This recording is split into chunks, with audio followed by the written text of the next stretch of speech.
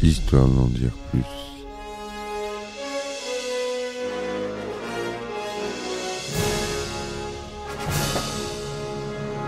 Eh ben attendez, on est en France. Allez, cul sec. Hop.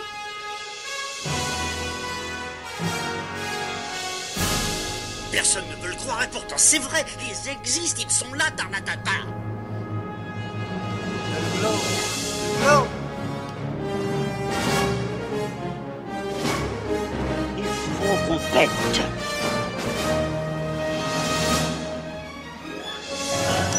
Voyons, circuit branché, correcteur temporel temporisé. Bonjour, bienvenue sur Histoire d'en dire plus. Aujourd'hui on continue avec la saga Alien. On aborde la production d'Aliens, le retour. On a commencé hier. Donc c'est parti mon kiki.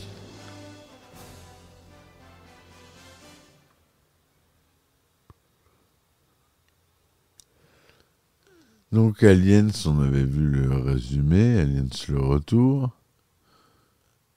À la réalisation, on a James Cameron et en seconde équipe, on a le grand Stan Winston. Stan Winston, qui est un grand maquilleur très célèbre, un des plus grands maquilleurs au monde, qui est décédé depuis, malheureusement, en 2015, je crois.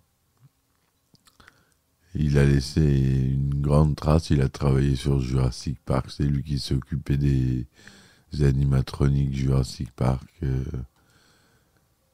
Il a travaillé sur beaucoup de films très connus. C'est une star dans le milieu des effets spéciaux, Stan Winston. Et donc c'était lui qui était à la réal de la seconde équipe. Au scénario d'Aliens, on retrouve James Cameron d'après une histoire de James Cameron, David Giller et Walter Hill, d'après les personnages créés par Dan O'Bannon et Ronald Shusett. À la musique, on retrouve James Horner, le fameux. Au décor, c'est Peter Lamont et Crispian Salis. Au costume, Emma Portus. Aux effets spéciaux, John Richardson. Donc les effets spéciaux, c'est ce qui est sur le plateau, et les effets visuels, c'est ce qui est traité sur la pellicule. C'était supervisé par Brian Johnson, Dennis Kotak et Robert Skotak, les frères Skotak. La production, c'est Gail Ann Hurd, avec assisté de Gordon Carroll, David Giller et Walter Hill. La production est Brandywine Production et Pinewood Studio, et aux États-Unis, la 20th Century Fox et SLM Production Group. Le budget est de 18,5 millions de dollars.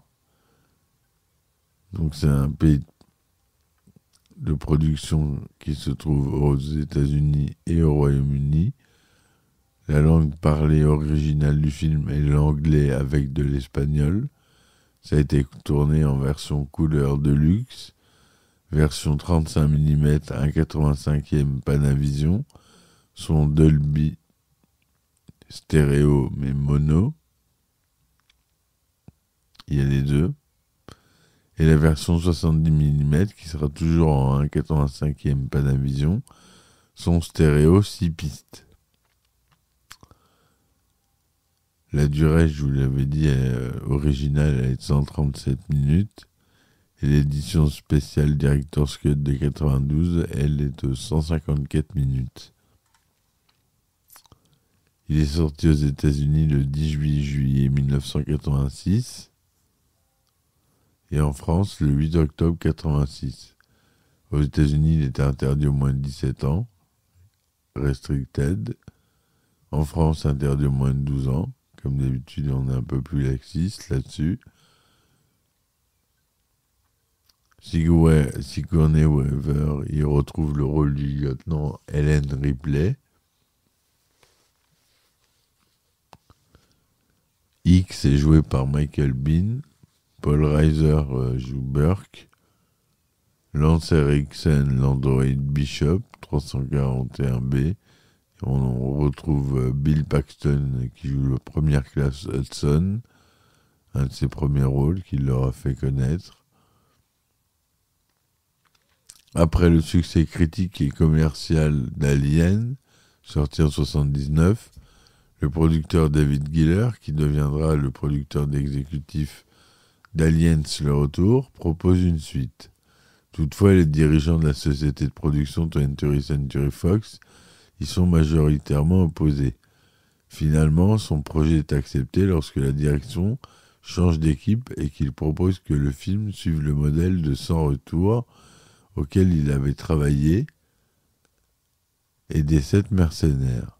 Pendant ce temps, en 1983, James Cameron avait fini l'écriture du scénario de son futur premier film à succès, Terminator, et souhaitait, tout comme sa collaboratrice et future épouse Gail Ann Hurd, qu'Arnold Schwarzenegger y joue le rôle titre. Toutefois, Arnold Schwarzenegger est pris par le tournage de Conan le Destructeur pour les 9 prochains mois. Cela libère donc l'emploi du temps de James Cameron qui peut alors s'adonner à d'autres projets. David Giller, impressionné par le scénario de Terminator, lui demande d'écrire la suite d'Alien. James Cameron, grand admirateur du travail de Ridley Scott, soumet son brouillon de scénario à la Fox, qui approuve sa vision et lui promet la réalisation du film si son Terminator se révèle de qualité.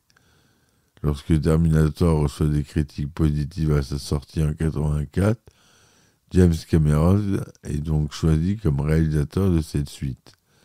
Il raconte que la meilleure façon pour lui de respecter la vision initiale de Ridley Scott est de ne pas faire un remake ou un clone d'Alien, mais une véritable suite avec sa propre vision originale, empruntant les éléments les plus intéressants, comme le cycle de vie des aliens et les personnages de Ripley, tout en y greffant des éléments propres à la science-fiction, notamment une armée futuriste.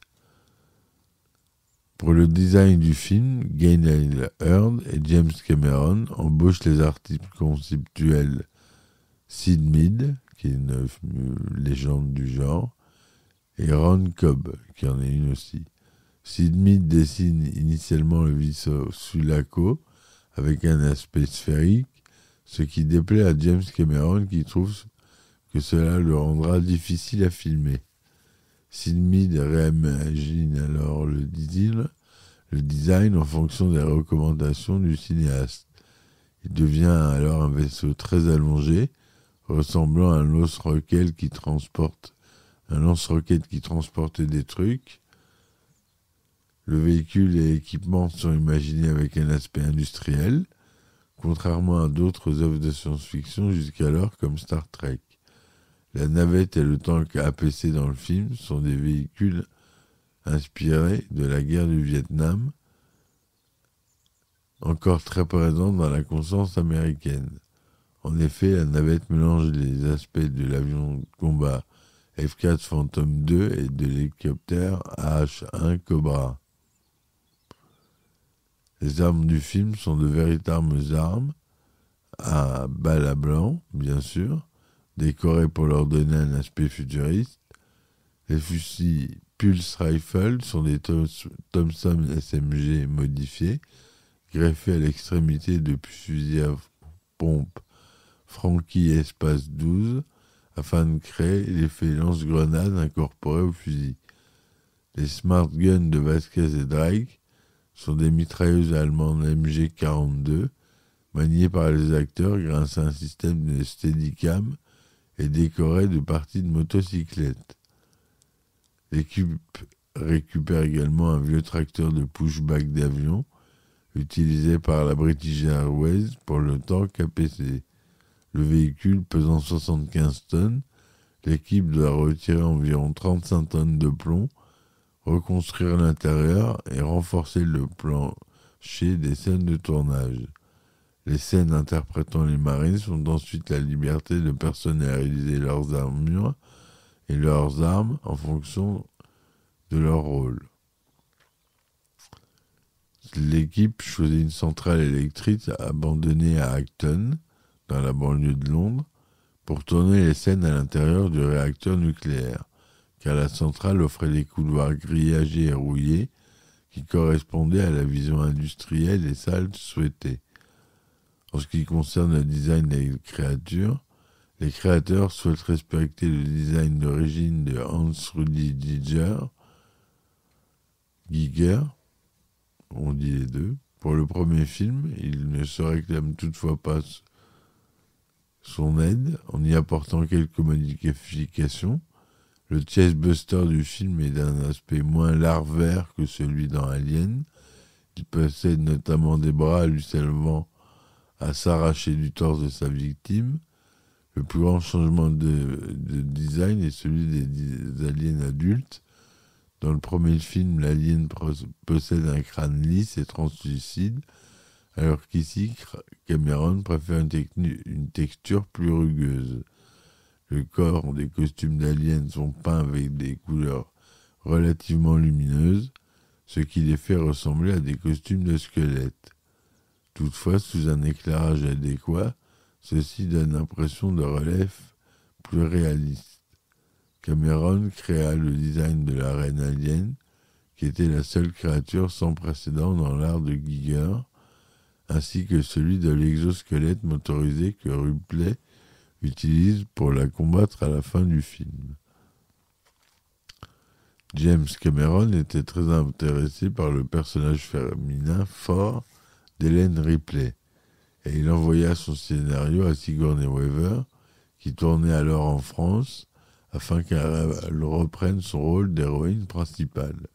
Celle-ci fut étonnée de ne pas avoir été mise au courant par la production d'une suite, dont le scénario est terminé et le projet est déjà lancé, qui de plus fait de Ripley le personnage central, bien plus que dans l'original.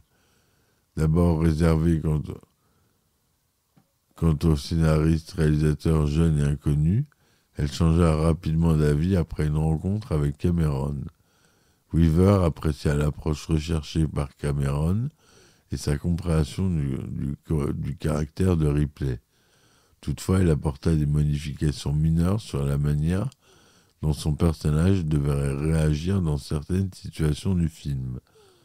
Après une négociation difficile avec le studio Fox, qui ira jusqu'à demander que Cameron réécrive le scénario sans inclure Ripley, Weaver obtient finalement le cachet qu'elle désire, environ $1 million, ce qui représentait un salaire considérable pour l'époque. Bah ouais, mais elle avait fait un one-shot avec Alien 1. Hein. Elle a fait un sacré succès avec le premier. Elle était en droit de demander plus pour le deuxième. Le film devait être tourné en Angleterre. L'équipe de casting dut chercher des acteurs américains résidant dans le pays ou des acteurs capables de jouer des militaires américains agressifs. Ils firent passer alors environ 3000 personnes en entretien. Ils choisirent Janet Goldstein, qui joue au théâtre à Londres, dans le rôle de la marraine dure Vasquez, un rôle que Cameron avait considéré comme masculin, avant de trouver plus intéressant de le faire féminin. Mark Hodgson, un jeune Américain qui vit en Angleterre depuis ses 17 ans, est choisi pour interpréter Drake. L'actrice pour interpréter le rôle de la petite fille Newt s'avérera difficile à trouver. Des castings furent menés dans des écoles où ils cherchèrent une fille possédant un semblant d'accent américain. Les directeurs de casting notèrent que beaucoup des enfants avec une expérience d'actrice avaient joué dans des publicités et eurent donc le réflexe inapproprié de sourire en récitant leurs lignes. Carrie Ann, fille de militaire américain et d'une mère anglaise, sans expérience d'actrice, fut finalement choisie. Son frère, Christopher N., est choisi pour jouer le frère de Newt dans une scène coupée du film et présente dans la Director's Cut. Heard et Cameron sont alors préoccupés quant au possible trauma psychologique dont pourrait souffrir Carrie Ann, âgée de 8 ou 9 ans au moment du tournage. En participant à un tel film d'horreur de ce calibre, ayant de longues conversations avec elle et ses parents, elle leur assura qu'elle comprenait que c'était de la comédie. Après plusieurs semaines de recherche, Cameron et Heard décidèrent de faire venir des acteurs avec qui il avait déjà travaillé pour remplir les rôles restants. Lance Henriksen est choisi pour interpréter l'androïde Bishop et Bill Paxton pour Hobson. Al Matthews obtient le rôle du sergent Apponey et utilise son expérience militaire pour son rôle. Les acteurs interprétant les Marines suivirent tout de même un entraînement militaire avec des professionnels pour préparer leur rôle et renforcer l'unité et la camaraderie du groupe. On leur demanda également de lire le roman de science-fiction Étoile garde à vous, titre original Starship Troopers, de Robert A. Heinlein. Le hasard fit que Weaver, Paul Reiser dans le rôle de Burke et William Hope dans le rôle du lieutenant Gorman rejoignirent le tournage après que ce qui établit une distance entre eux et la troupe jouant les Marines, ce qui est pertinent vis-à-vis du scénario du film. Michael Biehn, qui avait déjà travaillé avec Cameron et Heard dans Terminator, est engagé une semaine après le début du tournage pour rapidement remplacer James Remar dans le rôle du caporal X et s'intègre au groupe sans préparation.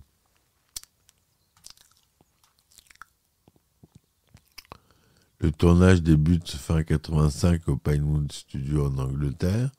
Il est marqué par des tensions entre l'équipe américaine et l'équipe anglaise, attribuées à un clash culturel. James Cameron envoie notamment le premier directeur de la photographie anglais dont le travail ne correspondait pas à sa vision. Il éclairait trop les scènes par rapport au goût du réalisateur et estimait que celui-ci ne le laissait pas faire correctement son travail. De plus, l'équipe anglaise, admirative du travail de Ridley Scott pour le premier Alien, ne voit pas d'un bon œil qu'un jeune cinéaste canadien, aidé d'une équipe américaine, reprenne sa création. L'équipe anglaise travaille alors de manière très traditionnelle, relativement décontractée, interrompant le travail par de pauses thé régulières ou prenant de longs déjeuners, ce qui contraste avec James Cameron, un réalisateur dynamique et très exigeant, soumis à de fortes contraintes budgétaires. Lorsque Cameron et Galen Heard licencient le premier assistant, l'équipe anglaise va jusqu'à les menacer d'une grève. Pendant le tournage, il y a eu quelques accidents mineurs, notamment lorsque le personnage Drake tire le lance-flamme vers le tank APC où se trouvent les autres marines. Les acteurs respirèrent le gaz toxique du décor en plastique brûlé et suffoquèrent pendant quelques instants. Le tank APC, difficile à manier, provoqua également plusieurs incidents sans causer de blessures graves aux membres de l'équipe. Pour le tournage des scènes dans la centrale électrique abandonnée, l'équipe dut nettoyer l'amiante, prendre des mesures de la toxicité de l'air et même distribuer des médicaments. Sur le plateau de tournage, Sigourney Weaver est surprise par l'omniprésence d'armes à feu. Bien que le scénario qu'elle avait lu ne le cachait pas, cette situation provoque chez elle un cas de conscience, puisqu'elle a notamment milité contre le port d'armes aux États-Unis. James Cameron l'a fait s'entraîner dans un stand de tir pour qu'elle se sente plus à l'aise avec leur maniement. L'actrice aurait d'ailleurs utilisé cette aversion pour les armes à feu lors de son interprétation, estimant que Ripley n'est pas une guerrière qui éprouve du plaisir à utiliser une arme, ce qui la distingue des Marines. Les dernières scènes filmées sont celles de Ripley qui secourt Newt. Ainsi, les deux actrices, Sigourney Weaver et la jeune Carrie Ann, sont les seules restantes pendant les derniers mois du tournage. Elles se surnomment alors les orphelines et développent une forte complicité.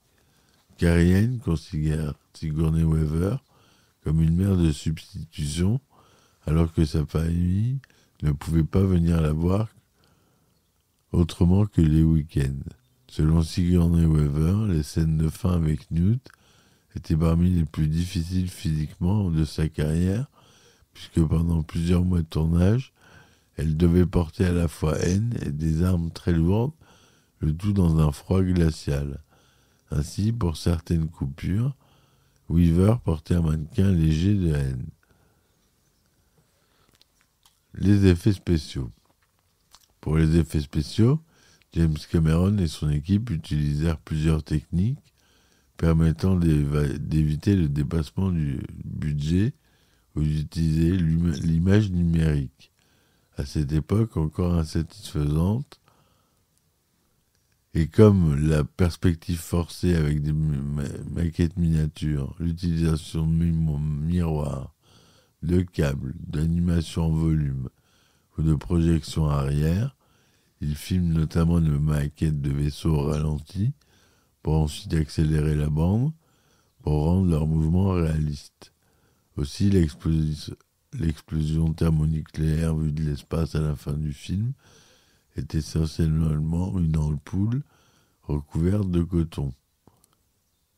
James Cameron et Elgin Earl embauchèrent Robert et Denis Stoddard pour les effets spéciaux, qui avaient déjà travaillé avec eux sur des films de Roger Corman.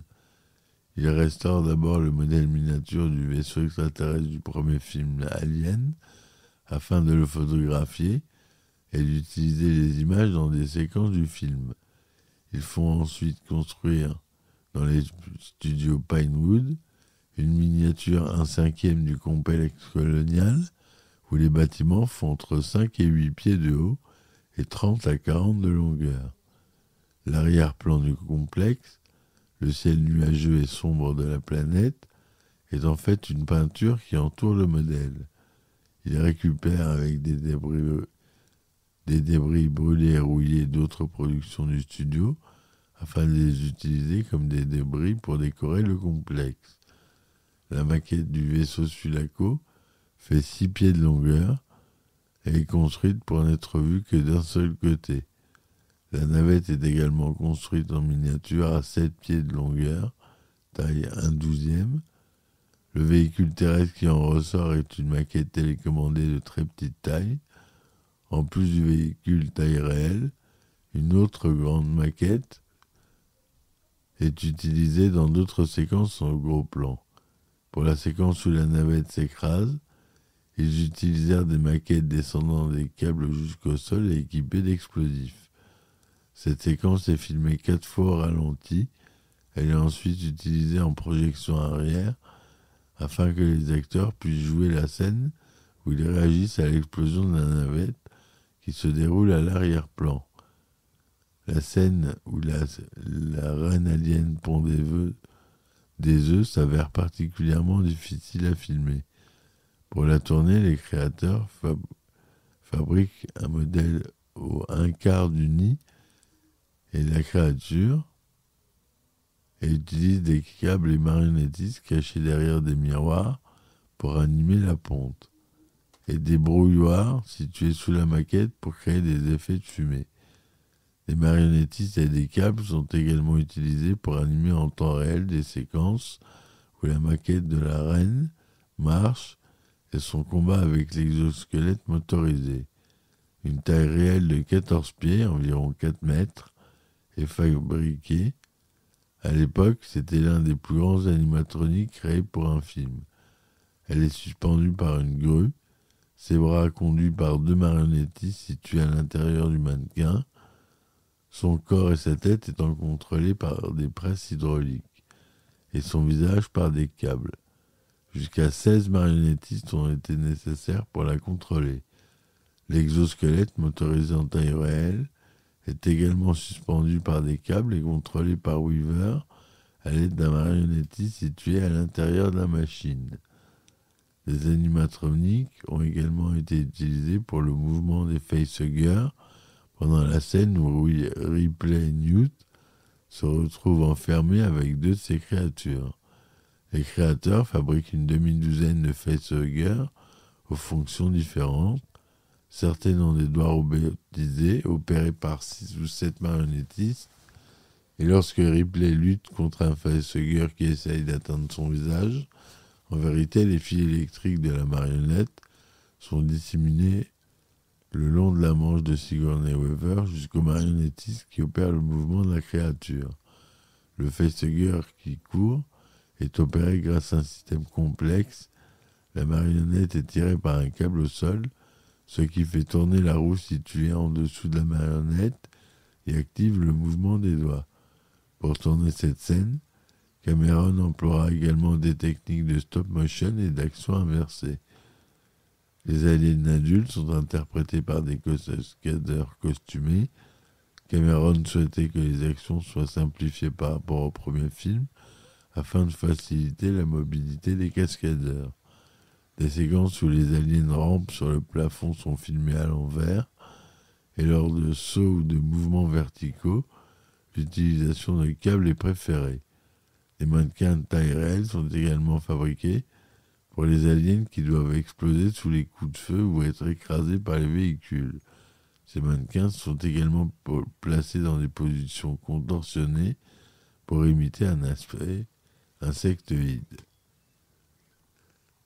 Voilà ce que je voulais vous dire sur ce film qui a reçu une bonne critique, 84% sur Metacritic et 97% sur Rotten Tomatoes. C'est pour dire, il a reçu un peu plus de 85 millions de dollars aux États-Unis et plus 45 à l'étranger. En France, il a fait 7 millions d'entrées, ce qui est beaucoup. Entre 1986 et 2017, Alien le Retour a été sélectionné 32 fois dans diverses catégories et a remporté 16 récompenses. Notamment les Saturn Awards. Ils ont gagné beaucoup de Saturn Awards. Notamment ceux des effets spéciaux. Et les Oscars des meilleurs effets spéciaux et du meilleur montage sonore.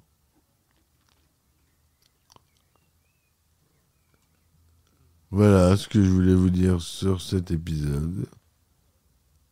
C'était tout pour Aliens le Retour. On verra. Je ferai sûrement les autres Aliens, s'il n'y a pas de raison. Je vous dis merci de m'avoir écouté jusque-là. À très vite pour un nouvel épisode. Supportez-moi sur mes différentes plateformes. Laissez-moi des likes, des commentaires, s'il vous plaît, si vous voulez que j'aborde un film en particulier. Et je vous dis à très vite. Ciao, ciao. Histoire d'en dire plus.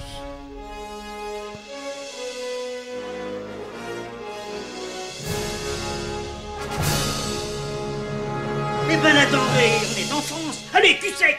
Hop.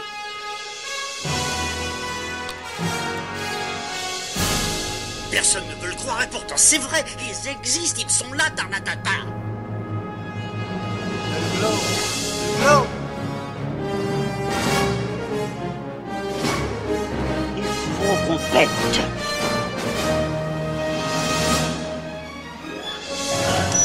Voyons, circuit branché, convecteur temporel temporisé,